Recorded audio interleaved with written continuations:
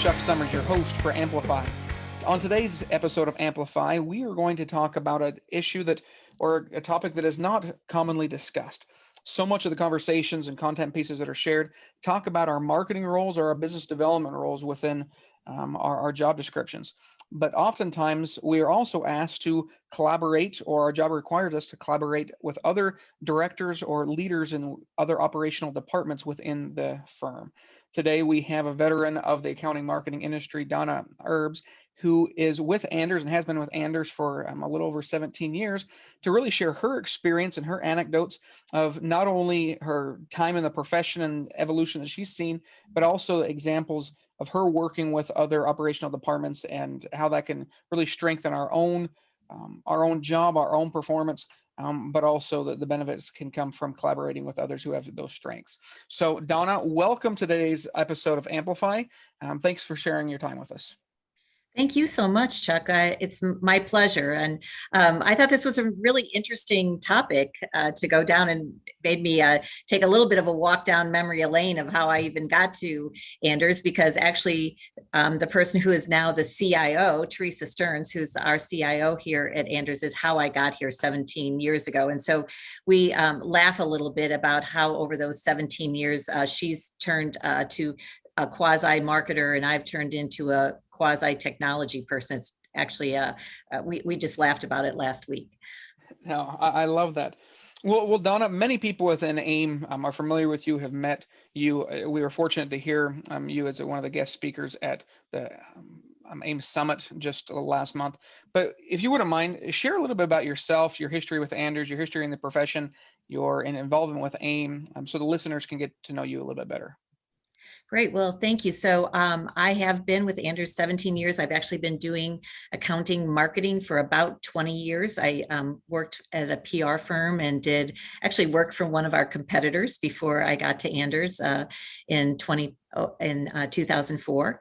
And before that, I did a lot of work, 20 other years of work in all professional services marketing. So my entire career has been spent in working for marketing people and marketing services and not widgets. So a long career, but doing much of the same. And I will tell you that working for a commercial real estate company or working in accounting, or those are very similar sorts of folks.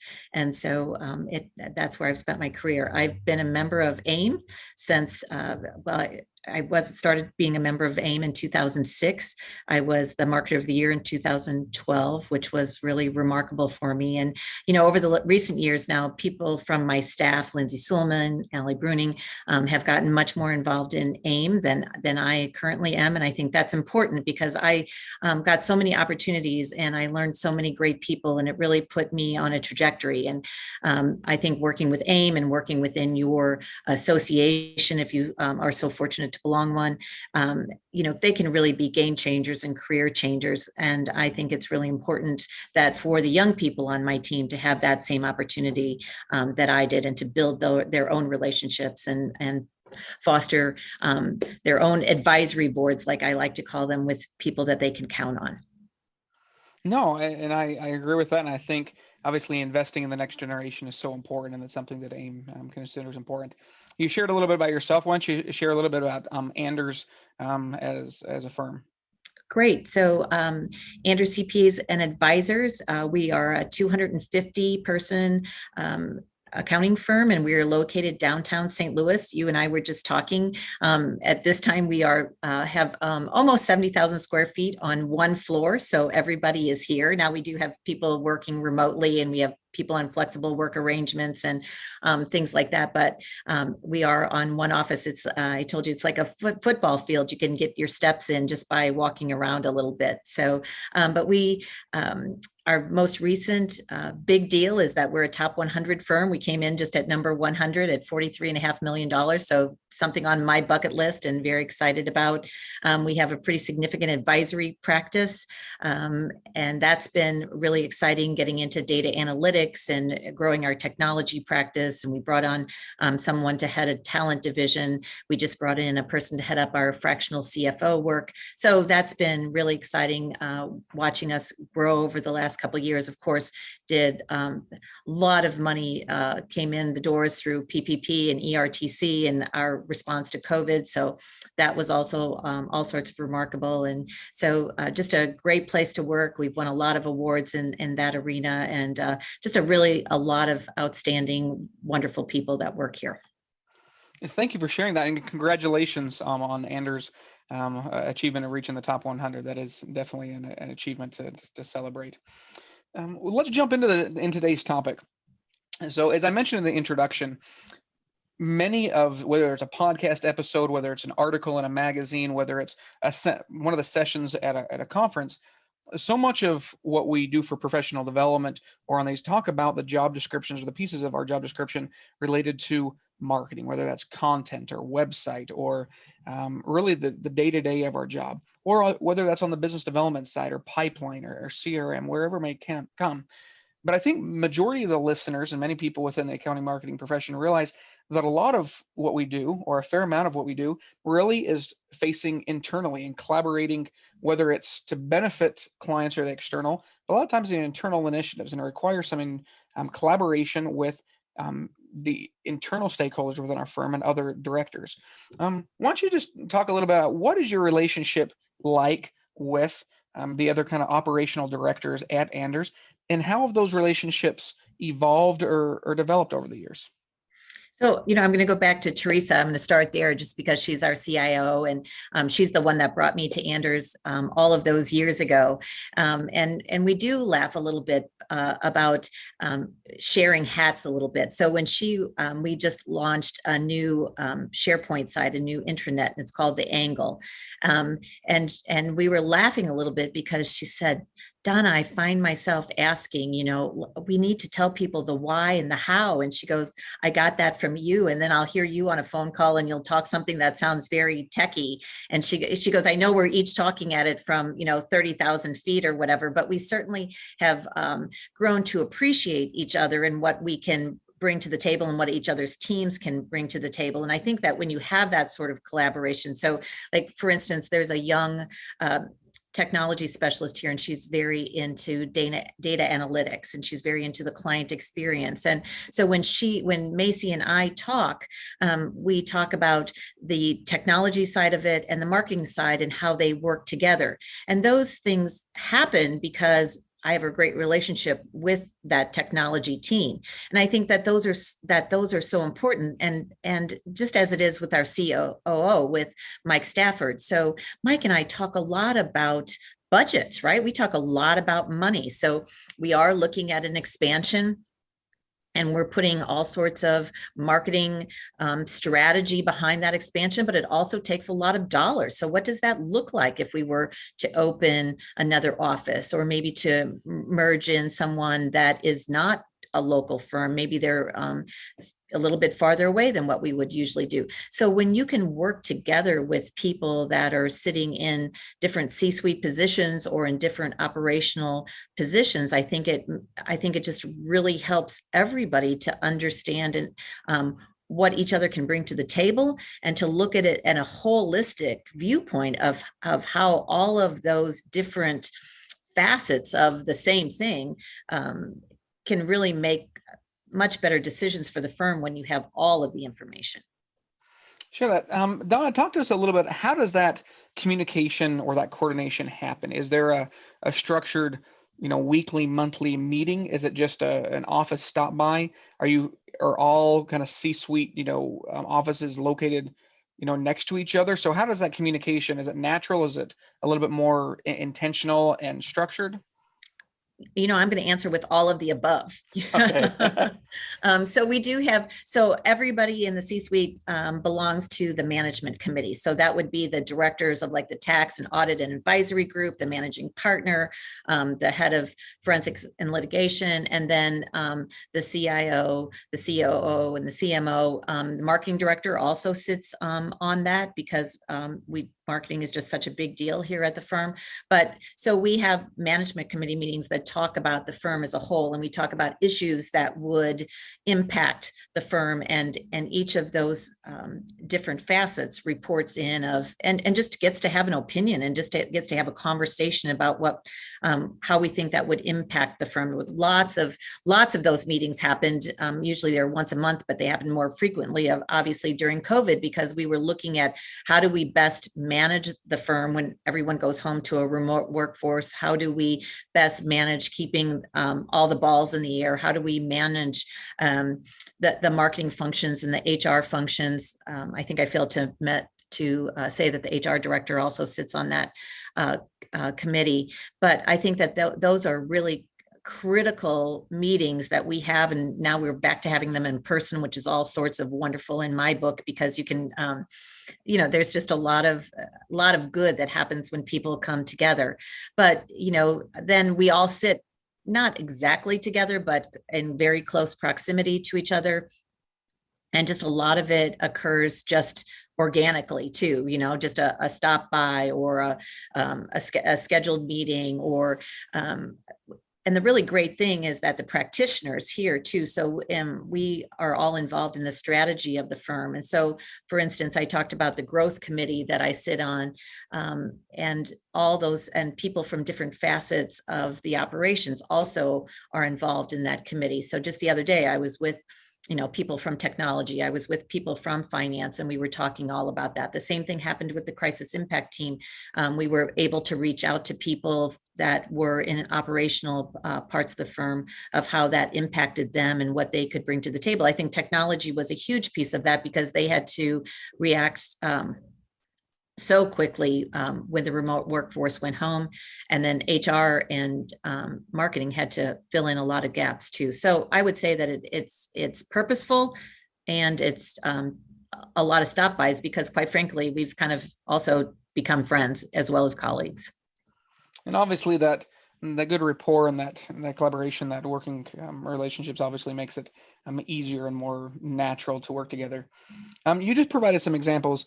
Would you mind sharing what types of projects or collaborative projects would land that you collaborate more closely or more frequently with some of your counterparts in the C-suite or kind of in operations throughout the firm? I think, a lot of it is when we're making decisions about the firm, when we're deciding to, spend money, maybe on an expansion, or even we got people together when we decided that we're very big about culture here at the firm. Culture really drives everything that we do. Our core values drives everything that we do. So when we were looking at how do we display that at the firm, how does it become more than words on a wall? We got HR involved, we got technology involved, we got here's what the budget's going to be. So we kind of looked at that from a holistic standpoint. We also do Anders University here. So HR and actually a person from tax and myself, because we have business development classes. So we collaborate on that. Just recently, we were looking into expanding our area of how deep we are into international tax. And we have someone from finance sitting on that, because we're looking at numbers of how much money are we spending outside the firm for that, and how, what are all the tax codes that we're using for international tax? Do we have experts we don't even know we have, that are doing that sort of work? So I think it really runs the gamut. When we just last June 30th, so just about a year ago, we merged in Cummings Rustall, which is a firm that specializes in the banking industry. We didn't have any experience in banking.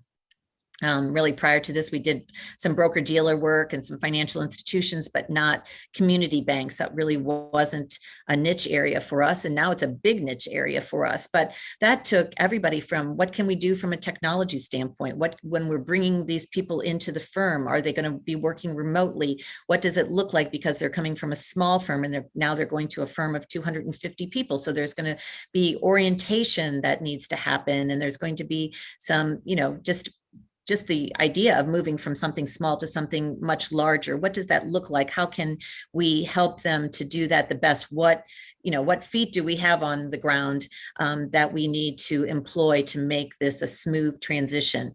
And so I think when I think about it, I work with these people. We're working on a new and exciting project now, and the HR director just stopped by my office right before this meeting. So I think when I think about it, it's probably on a daily basis that I talk to one or more of them about something related to the firm. Some great insights there. Now, yeah, interesting. All the projects that you've done in collaboration with some of the other departments, have there ever been, or in the 17 years that you've been with Enders, has there ever been a shared FTE, meaning a shared position between technology and marketing, or HR and marketing, or any of that? Because you recognize, you talk about data analytics, that they shared, maybe it was a shared internal position. Have you ever had a shared position between departments there? Because I know that's people have considered that, and how does that look and how does that work? Have you had an experience with that? I don't have any experience with that. I mean, we've talked about it. We talked about it before. What does that look like? And we really specifically talked about it when we were implementing CRM. So the marketing director here has worked directly with technology and implementing Microsoft Dynamics, the CRM. And we talked about, is that a person that's the person that's like the database manager? Is that a person that's going to be shared with technology and marketing? And at the moment, we don't have a shared position, but I certainly wouldn't rule it out. That wouldn't be something that would happen in the future. So even my marketing assistant, Ellen Morrow, who is fabulous, and I can't imagine life without her, but she does a lot of work for some of the people in advisory, just because they happen to sit in close proximity, and she's really great at research, and she's really great at helping me with business and practice development, and sometimes they need some of that help. So I would say that Ellen's probably as much of a shared position as anything, and that's only just because I'm kind enough to share her once in a while. Maybe it's not a solid line, but a dotted line. A dotted line, yes. Yeah, dotted line supporting this other departments or other professionals. There are a lot of firms or members of AIM who maybe in smaller firms. There's a lot of small and medium-sized firms to leverage, where you have the C-suite and you have individual roles. The reality is there's some who may share the multiple hats, meaning they may be the HR and the marketing, or they may be, for an example, I'm assuming in your time there that Anders has grown and evolved there. For those who may be sharing more than one operational hats and they have to split between the two, what are some thoughts you have for them, where they have to kind of juggle or switch on and off between department hats and either collaborate between roles or represent two functions within the firm? Well, and I get that, because when I came to Anders, there were 70 people here. We were $8.5 million and 70 people. And so I wore a few HR hats, and I was even on the recruiting trail, right? So actually the two people that lead our external technology group now, I recruited them from SIU at Edwardsville many, many years ago. Too many, they probably don't even want to admit that they're here that long. But so I do understand that. And I think it's difficult, but I think at smaller firms, I think that's very likely that would happen. When we're with the leading edge, but when we were with a smaller organization before, there were some people even in practitioner roles that held HR, marketing sort of quasi functions too. So I think that as the firms get larger, I think right now there are so many compliance and regulatory issues as it relates to HR. To be the marketing person and to keep up with all of that, I think is really difficult. So my hat's off to people who have to wear those dual roles. And, I think that even though I consider myself, I manage a $1 million budget here, and I think our COO would tell you that I'm probably the pickiest person when it comes to budgets here of anybody, even though that's not my mainstay. But I certainly wouldn't want to be in their shoes from the finance group, because it's I like to look at it from 30,000 feet and manage that one portion of it. So people that do the sharing, I think it's difficult. I do think at some point you have to say, this is where my best is, and this is what I can do best for the firm. and I think sometimes we find ourselves maybe in roles that we shouldn't have. The other thing is, I think it's a real opportunity, because so much of what I do now is from a strategy and just from a firm-wide sort of role, because I'm out in the community so much. So I think that having experience in the firm in different places really helps you to be a better ambassador for the firm, for sure. I think what a great kind of mantra to leave. When you understand the different perspectives, one of the takeaways and the thing that I love, and you really started our conversation today with this, and I want to wrap up with this thought. You talked about your close friendship and your collaboration over the years with the CIO who brought you to Anders, and you talk about how you find yourself almost promoting or talking about you being techie, or her talking about the message and the why in projects or collaboration. I think that's so important and something that I took away from your comments today is really the collaboration. While it may be required because we have specific job skills or specialties, appreciating and understanding the viewpoint from different roles and responsibilities, I think really makes us better professionals, makes the project stronger. Do you have any, and I appreciate you sharing that, do you have any final thoughts for those, maybe it's that they're listening to this because they want to collaborate more, maybe it's because it's frustrating, or maybe it's more because they feel like, man, I'm collaborating with a lot with other positions in the firm, and is that a good use of my time? And I think you would say that yes, it ultimately is. Do you have any final thoughts for the listeners today? So I absolutely do think it's a big plus for the firm, because when those positions, when all of us that are in operations, when we are on the same page, so whether that's Mike Stafford, our COO, or Teresa Stearns, our CIO, or the head of HR, Jennifer Sides, or the people that work in those groups, when we're on the same page and we can present a united front, and we can say to the managing partner and to those directors, this is what we think, right? We've talked about it. This is what we think is best for the firm. There is nothing stronger than that, than when you have the people that in your operations functions that can present a united front and say, you know what, we've talked about it. We have total amount of respect for each other and what we can each bring to the table. And in our mind, this is the best foot forward. I think that makes it so much simpler for the managing partner. That makes it so much simpler for the practitioners. Then they know that their operations people are all running on the same cylinders. Not that we don't disagree, because we do disagree, but we have enough respect for each other that we can, come back to the center, and we can say, well, this is my opinion. But for the most part, I will tell you that we can really have a pretty united front, and I think that's just better. I think that's just better for the firm. It certainly makes your job a lot more enriched. And a lot more enjoyable if you understand why your piece and how your piece fits into the whole big pie. And you're not, I think at the AIM, I told people, don't be the marketer, be the change. And, I really think that that's it. I think that somehow we have to always think about how we fit into the bigger piece. And when we can make marketing fit into that bigger piece, and we can convince people that, that we're all in this together, I think that is just, the strongest front that we could put out for the firm. And I think that makes us better internally. And I also think that makes us better externally, when people think that, and see that Anders is run so well. I think that just makes us stronger all around. Well, Donna, I don't think there's anyone who's listening to this cannot see, wouldn't be able to see why you've had such a successful career in accounting marketing. Your passion, your collaboration, your innovation, your optimism, and you just be a pleasure to work with. So I can imagine why that's worked out well, and to confirm the firm has continued to grow. Thank you for joining with us. Thank you for joining us, Donna.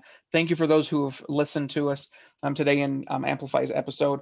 Please share this. If you like it, share it. Reach out to Donna. Ask her questions. I know she'd be more than willing to hear from you. And please look forward for other upcoming episodes of Amplify to hear topics and from professionals that are in your shoes or have experiences to help you be a better professional, help promote marketing within your role, and for all of us to collectively become stronger through AIM. Thanks for listening to Amplify today. Thanks, Donna. Thank you so much. We've got lots of great ideas for